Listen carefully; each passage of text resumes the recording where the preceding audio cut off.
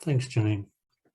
Well, hello, everybody. As Janine alluded to, I've been doing scholarly things and activism-y things for over 3 decades now, for my sins. And I'm going to reflect on some of those things now, but I think hopefully just to provide some discussion points that hopefully for today, but perhaps also going forward over the next couple of sessions are going to take place. So I'm now an emeritus professor, which although sounds very grand, but really just means I'm retired from the hurly-burly of everyday academia. Anyway, could you provide the first slide, please, Janine? Lovely, thank you. So in some work that I conducted a few years back with Kate Derrickson, who's at the University of Minnesota, who's also a geographer and a scholar activist herself, we were thinking about some of the overarching issues of how, as scholars, people may want to think about approaching the kind of activist research that they do. These aren't definitive issues that I'm going to discuss, but they might provide some useful issues to think about for people, particularly grad students, who are contemplating the many ills of the world, the gross inequalities and injustices that pervade the planet, as well as, of course, the climate crisis that folds into those. So we came up with 3 key issues that we thought were important as questions really for people to consider and obviously come up with their own appropriate answers to. But the first one was then how scholar activists might go about devising research questions that have a strong ethical and political commitment embedded in them, obviously towards issues of broadly understood social, racial, economic, climate justice, and so on. Secondly, we thought it was important for scholars, at least, to think very seriously about which publics, which institutions, and which political projects are actually served by knowing the answers that their research sets out to address. For example, there are a litany, a history of research that's been done, perhaps on poverty, for example, that has ultimately been used by the state or other actors, corporations and so on, to actually further very pro-capitalist ends, rather than perhaps the ends of the researchers who had done the work on, for example, poverty and so on in the first place. So it's all very well to have very good goals in mind, very desirable, of course, but there needs to be, I think, a thinking through about what that research might ultimately be used for. Thirdly, then, I think it's important to at least think about, we think it's important to think about the extent to which research, any research that we do, engages with the questions that our community-based collaborators want answered. We know that communities have been studied to death in all kinds of ways, in all corners of the world, often through for the purposes of furthering academic careers and so on, as well as other reasons, resource exploitation and so on. But working in collaboration with resisting others, variously understood and defined, I think it's often important that we think about what communities actually want done. And there's a delicate balance, therefore, between what they may want and what we may be interested in researching, which then brings us to these 6 registers of scholar activism that Kate and I were thinking about in terms of, particularly for young scholars, early career scholars and so on, who might be trying to balance political concerns or commitments with the kind of research they're doing in what are predominantly, certainly in the minority world, neoliberal institutions. Could I have the second slide, the next slide, please? So, and I'm going to reflect on my experience so that, because it's pertinent in these cases. So firstly, the issue of being moved to participate in struggle. And here I'm using a slide that I took when I was involved in India in 99 and 2000, in particular, in anti-dam struggles in the Narmada River in central India. These are a series of mega dams and medium-sized dams and so on that will be constructed, some of which have been constructed, and that when all are constructed would necessitate the forced displacement of 15 million people, and there's nowhere for them to go, and so on. The reason that this curtailed in 2000 was because I subsequently got banned from India for life. So partly because of what I was doing over there. Anyway, being moved then, scholar activism emerges from our deep emotional responses to the world. And those emotions are very pertinent, important, and of course, incredibly powerful. But it's important to think and not be, I think, immobilized at the outset by being perhaps overly analytical or overly cautious about the kind of research we want to do. I think it's important that we let our core values, whether they be concerning dignity, self-determination, justice, and so on, and our core feelings about issues directly inform our research. And that can be informed by both our personal political values and also the need to engage with our emotional responses to the world around us. Next slide, please. So that secondly then brings us to the concern of dispersing power between scholars and activists. And here I've grounded this a little bit in ongoing work I did with the People's Global Action, which was a sort of anti-capitalist alter globalization network that emerged in the late 90s and through to about the mid-noughties, 2006, where I was working primarily personally with resistance, various types of farmers' movements, anti-dam struggles, indigenous peoples' movements, and so on in South and Southeast Asia.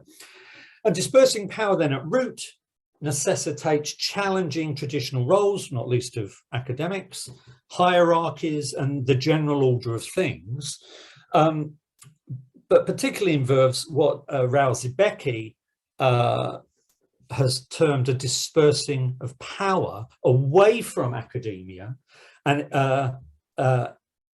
in the form of connection, cooperation, communication, sharing, resource sharing, and so on, and towards community activists, something we can perhaps discuss in more detail later rather than go into it in a lot of detail. But I was working primarily as a organizer for this network in South and Southeast Asia with movements, in collaboration with movements, and sort of acting as kind of doing key logistical work. For example, I helped organize and facilitate, document this People's Global Action regional and gender conference that took place in 2004 in just outside of Dhaka in Bangladesh, for example, because movements asked me to do that, and I subsequently then used those experiences to write academic research that obviously had to always take care not to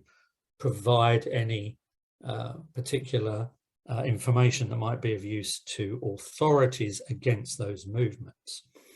Third slide, next slide, please. Janine, thanks.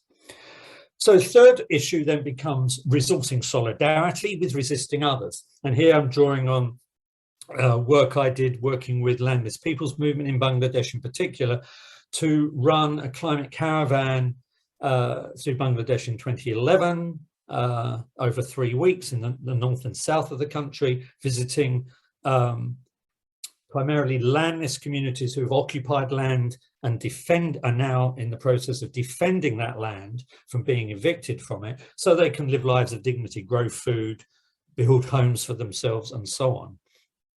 And we were attempting to do workshops and engagements with communities around the interrelated issues of climate change, gender, and food sovereignty. So a prolonged engagement then between activists and scholar activists, I think, can help resource both material, as in physical resources, as well as immaterial production, such as the transference of knowledge, to help create space and time for communities and social movements and so on that they may not otherwise provide for themselves. And the caravan, climate caravan, for example, was precisely tried to do that, provide resources and opportunities, not least of information sharing, that communities who are too impoverished to be able to provide for themselves. Did that in collaboration with one of the main land rights movements in Bangladesh. And I think that resourcing solidarity is particularly important when the objective then is to produce jointly produce knowledge that is accessible to all those involved and which can inform participants' subsequent actions in community organizations. In other words, you know, elite forms of knowledge that are obviously very typically produced in universities are not always, but they may be useful, but but a certain amount of translation is required, and again, that is often most easily generated through collaboration with the movements who are on the ground. Next slide, please. Okay, so fourthly, a fourth issue that I think is important is the idea of resourcing potential of movements. And here, the key issue, I think, is the attempt to find, to generate and resource potential within movements and communities, rather than only provide intellectual critique, in order to contribute to practices that are aimed at social transformation, rather than merely the production of knowledge. I've put inverted commas because of, you know, that can be understood in various ways, and also or the solving of local problems. So it's an attempt to sort of, you know, address and therefore think about some of the elite tendencies of academia, even when dealing with the best will in the world, with communities, grassroots communities, variously understood in various parts of the world. And an example of this that I was involved in with others was working with La Via Campesina, primarily with some of the movements I've been working with in South Asia, who were members of Via Campesina, to provide spaces for example, at the Paris COP21 demonstrations already 8 years ago, to provide spaces and resources for ongoing movement-to-movement exchanges within La Via Campesina, farmer-to-farmer exchanges and so on, that are obviously partly also mobilized by Via Campesina as a network anyway. And again, that was working in collaboration, particularly with particular land rights movements in Bangladesh, amongst others, as well as in Nepal, to liaise and connect movements to one another in those, in this case, French community and convergence spaces that always arise during protest movements, certainly the big global protest movements. Okay, next slide, please. The fifth key register, I think, of engagement is about challenging assumptions and norms, both of activists but also of oneself.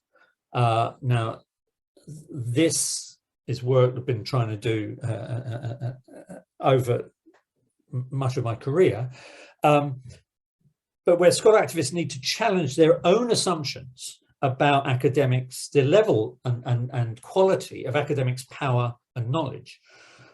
Because in many research contexts, both in your places where you live, potentially with grassroots movements, let alone in other parts of the world, scholar activists themselves are frequently dependent upon the information, the research contacts, advice, and creativity of their collaborators. That's one thing. In other words, academics don't have all the power in that sense, even though academics are relatively very often very well resourced in certain ways. But also, there are always dangers that academics or scholar activists can be positioned within their collaborators' broader strategies and agendas. Now, there's nothing necessarily wrong with being positioned, but there can be dangers that whereby scholar activists are being deployed to strategic mouthpieces that may be problematic in some ways, depending on the context, of course.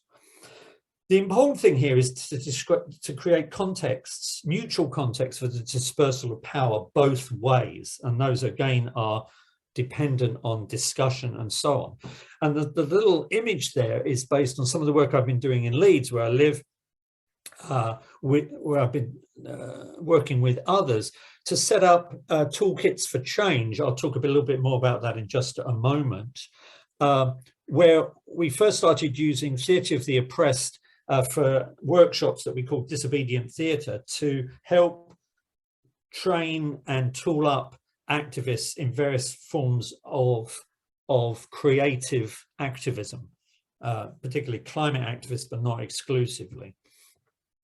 And it was around some of those workshops that some of these issues came up, although, to be perfectly frank, these issues have come up throughout my entire scholar activist career.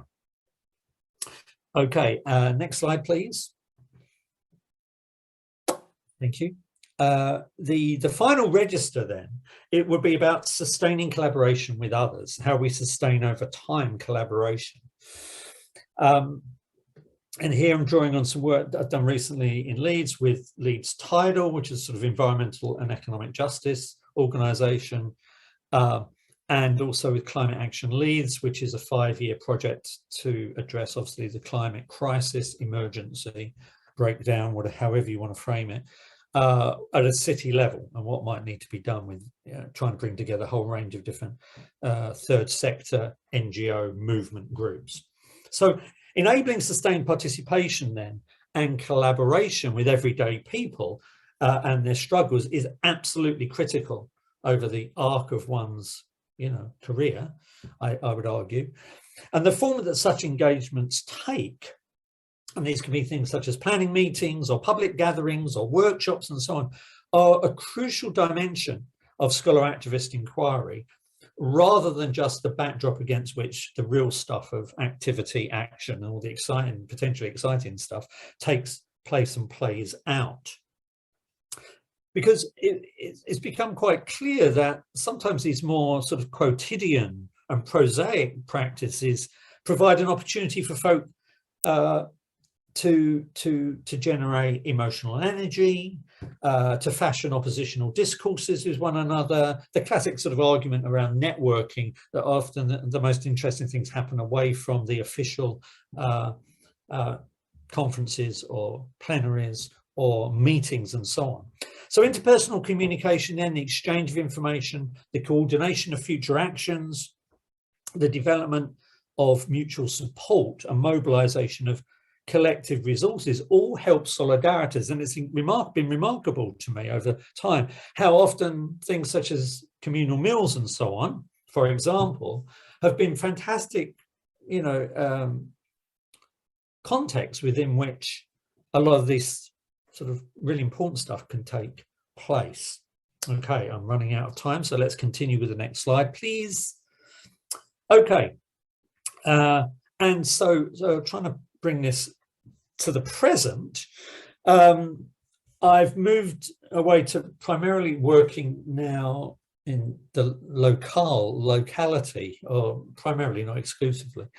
And tools for disruption, developing tools for disruption refers to this arts activism toolkit. Now I can make that, the link available, and I'll do that in the chat in a moment. So it's a free resource that everybody who's attending this can follow the link and then download at their will. So I'll do that as soon as I finish my particular presentation.